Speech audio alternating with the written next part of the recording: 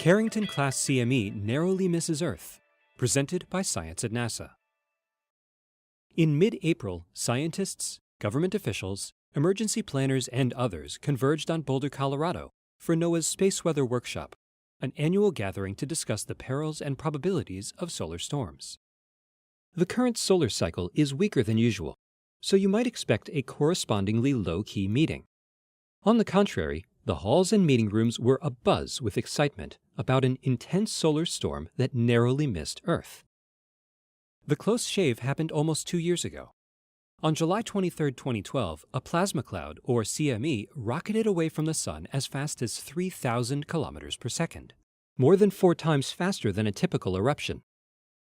The storm tore through Earth orbit, but fortunately, Earth wasn't there. It did, however, hit the Stereo A spacecraft. Researchers have been analyzing the data ever since, and they have concluded that the storm was one of the strongest in recorded history. If it had hit Earth, we would still be picking up the pieces, says Daniel Baker of the University of Colorado, who presented a talk entitled The Major Solar Eruptive Event in July 2012, Defining Extreme Space Weather Scenarios. This storm might have been stronger than the Carrington event itself. The Carrington event of September 1859 was a series of powerful CMEs that hit Earth head-on, sparking northern lights as far south as Tahiti. Intense geomagnetic storms caused global telegraph lines to spark, setting fire to some telegraph offices and disabling the Victorian Internet.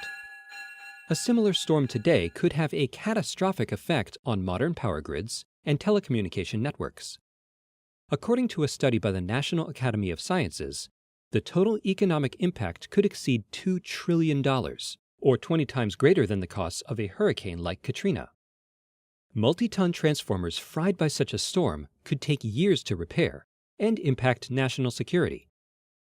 A recent paper in Nature Communications, authored by UC Berkeley space physicist Janet G. Luhmann and former postdoc Ying-D Liu, describes what gave the July 2012 storm Carrington-like potency. For one thing, the CME was actually 2 CMEs, separated by only 10 to 15 minutes.